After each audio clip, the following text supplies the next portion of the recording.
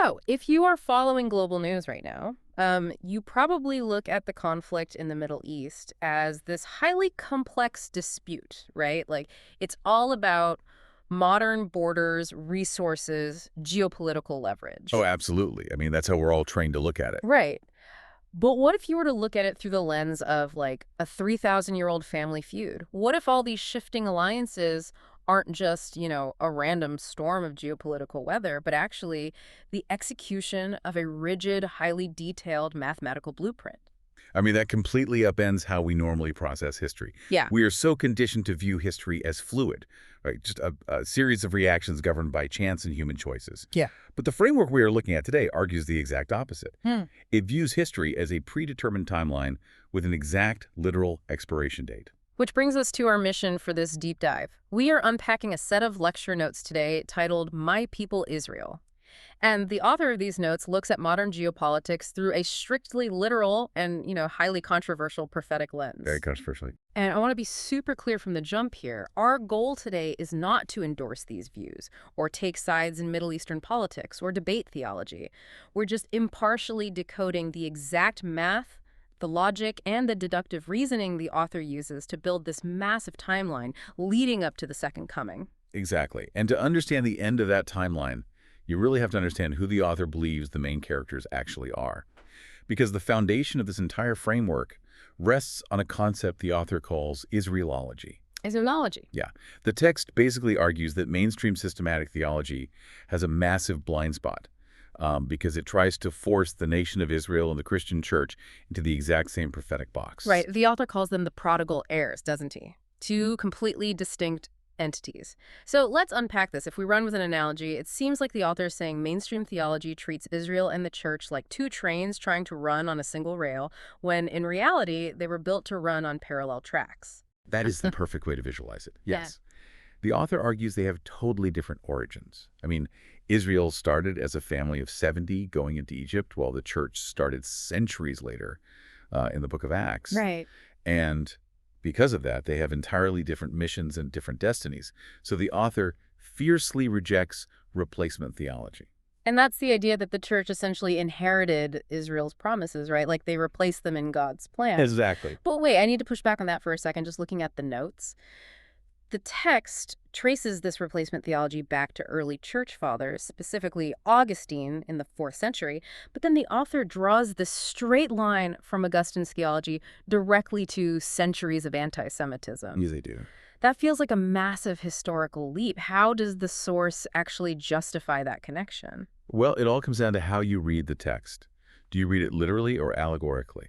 God made very specific, unconditional covenants with Israel. Take the Davidic covenant, for example. It promises a literal king, ruling a literal kingdom from a physical throne in Jerusalem. Right. Highly specific. But the author argues that Augustine and others began allegorizing these promises. They started saying, yeah, the kingdom is just a spiritual metaphor for the church. Because honestly, a literal returning king overthrowing earthly empires wasn't a super popular message to preach once the Roman Empire became the official sponsor of the church. Oh, wow. I see. Yeah. So by stripping Israel of its literal future destiny, the author argues theology basically rendered the Jewish people historically obsolete. And if God was done with them, the author claims it gave subsequent empires this sort of theological blank check to persecute them.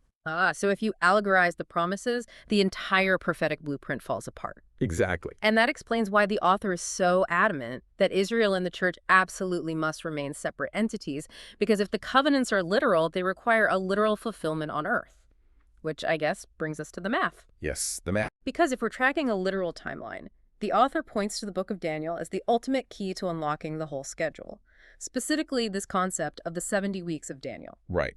The author calls Daniel chapter 9, verses 24 through 27, the most fantastic prophecy in the entire Bible. That's a big claim. It is. So the angel Gabriel delivers this timeline of 70 weeks, determined specifically for the Jewish people and the city of Jerusalem. But in this context, a week represents a period of 7 years. So we are looking at a 490-year countdown. And the source gets incredibly specific with the calculation here, right? The author claims the first 69 weeks mathematically predicted the exact day the Messiah would present himself in Jerusalem. Right. But how do they actually arrive at that specific number? It requires calculating on a prophetic 360-day calendar rather than our standard 365-day solar calendar. So if you take the 69 weeks, which is 483 years, and multiply it by 360 days, you get exactly 173,880 days. Okay, 173,880 days. Yes. And the author argues that if you start counting from the historical decree by Artaxerxes to rebuild the walls of Jerusalem, and you count exactly 173,880 days forward, you land precisely on the day of what we call Palm Sunday, when Jesus rode into Jerusalem. That level of precision is just staggering.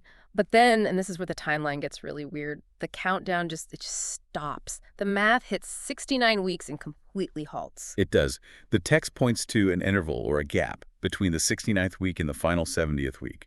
Gabriel's prophecy states that after the 69th week, the Messiah will be cut off, meaning executed, and the city and sanctuary will be destroyed. Which historically maps to the Romans destroying the Second Temple in 70 AD. Exactly. So the timeline isn't just paused, it's a suspended countdown. It ran perfectly for 69 weeks, the temple falls, and the stopwatch has literally just been hanging there for nearly 2,000 years. And the author suggests this massive long gap is the era of the church, those parallel tracks we talked about earlier. The church gets its era while the stopwatch for Israel is suspended. But, I mean, a paused stopwatch implies someone eventually has to hit resume, right? Right, it has to restart. And the author argues that the resume button isn't just a random historical event, but a specific person stepping onto the stage. Precisely. The stopwatch for that final 7-year, 70th week will not start ticking again until a very specific trigger occurs. And that trigger is a global leader enforcing a treaty or covenant with Israel. The text identifies this figure from Daniel as the prince that shall come. Otherwise known as the Antichrist. Yes. Yeah. The figure commonly known as the Antichrist. Okay, here is where the author's deductive logic gets really fascinating. Because we constantly hear theories about the Antichrist being, a revived European leader or someone from Rome. But this text uses ancient military history to argue something completely different. It all goes back to the very specific wording in Daniel. The prophecy says, the people of the prince that shall come will destroy the city and the sanctuary. Right. Now, we know it was the Roman army that destroyed Jerusalem in 70 AD, but the author digs into the specific legions that actually carried out the destruction. The 10th cohort of the Roman army, which was stationed in that region, wasn't actually made up of Italians from Rome. Wait, they weren't? No, they were local Middle Eastern conscripts. Specifically, they were Assyrians and Syrians. That is a brilliant historical detail to leverage. So by tracking the actual ethnic makeup of the soldiers who were literally holding the torches in 70 AD, the author deduces that the future Antichrist, the prince of those specific people, will be of Assyrian descent. Yes, and the text even cites commentators like Walid Shubat to suggest this leader will actually emerge from the Islamic world. Wow. And the emergence of this Assyrian leader is what triggers the final 7 years. But looking at the notes, the author makes a very crucial distinction here about the terminology.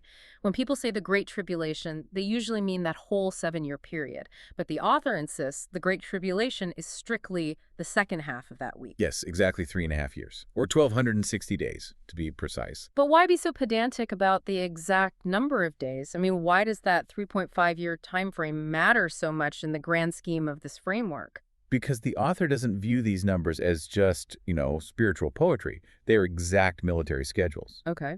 The text points to the book of Hosea, chapter 5, where God says he will return to his place until the people acknowledge their offense and seek his face. So in the author's theological framework, the absolute prerequisite for the second coming of Christ is the believing Jewish remnant actively petitioning the Messiah to return. Ah, I see the logic.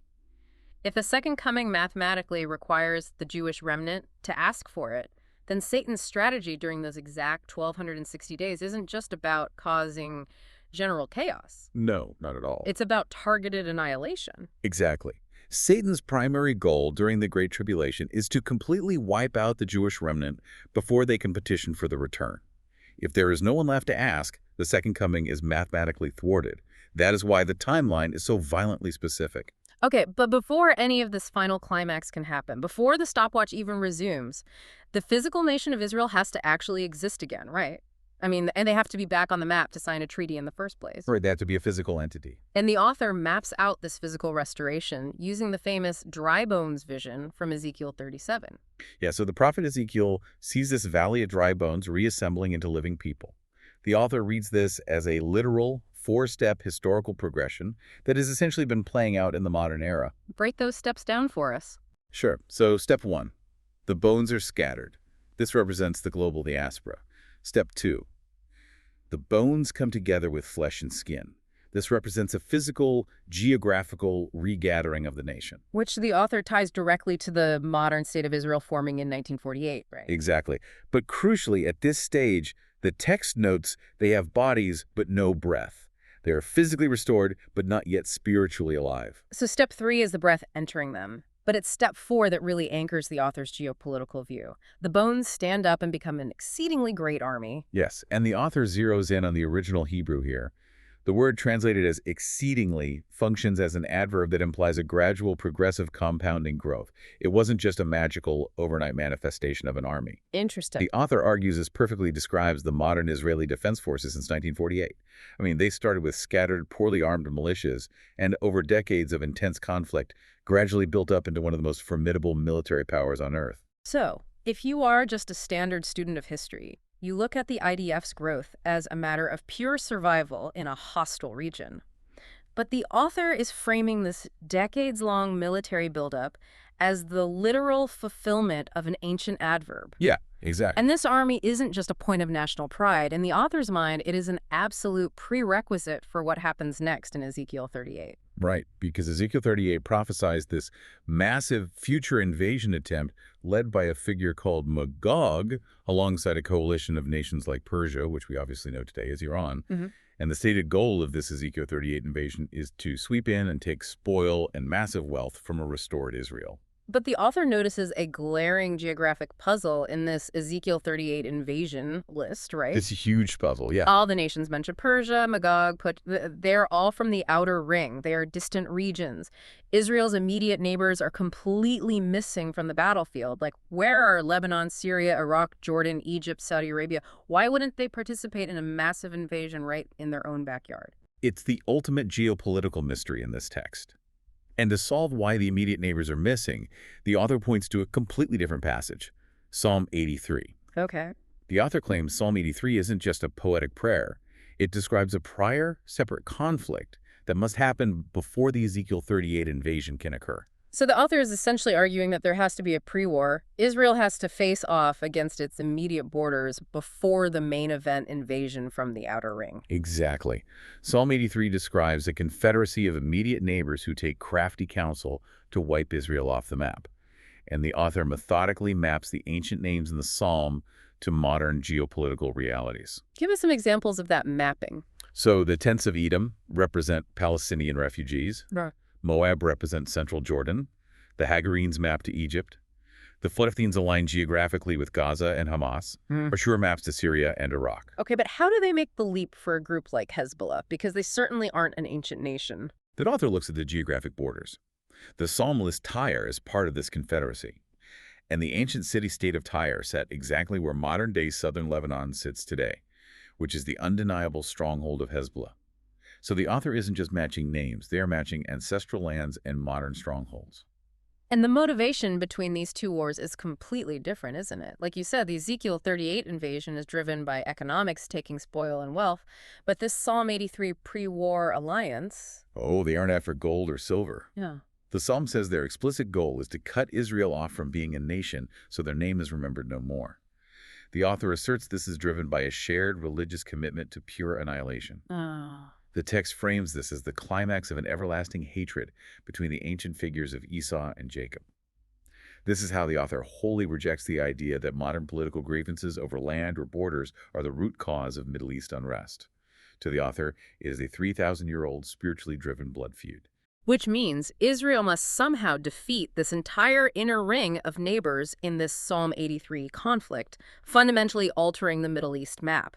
And that perfectly explains why those local nations are too decimated to join the later Ezekiel 38 invasion.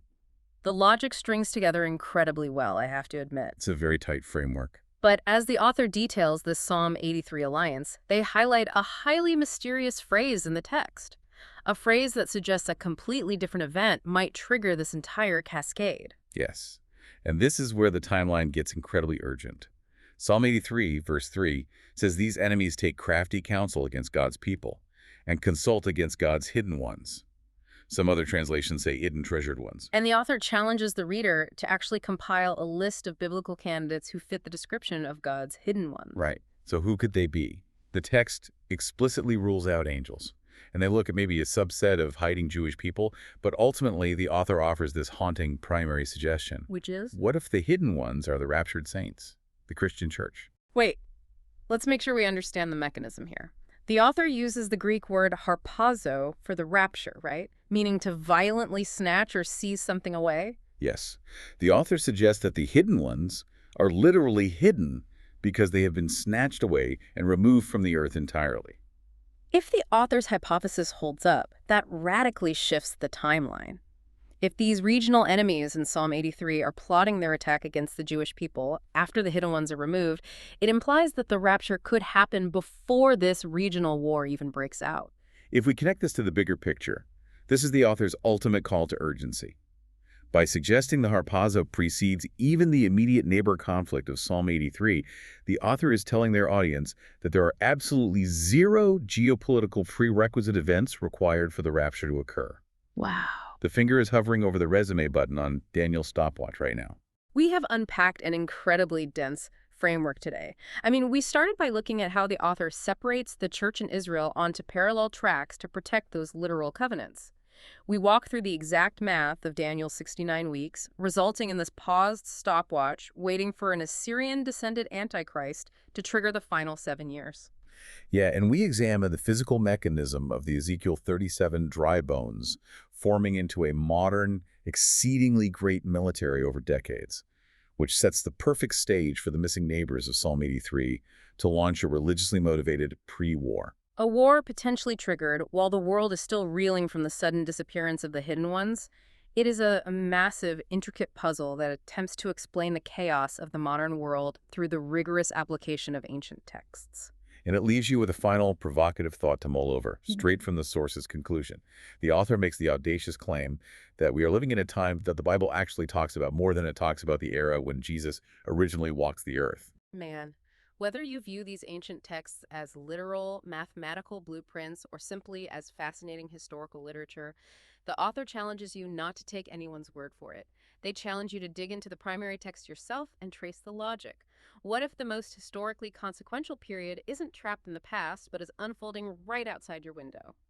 Thank you for joining us for this deep dive into the source material. Keep questioning, keep learning, and keep diving deep. Thanks for joining us on this hour on the Archive Hour. Join us on our next hour as we bring you more adventures from the Bible.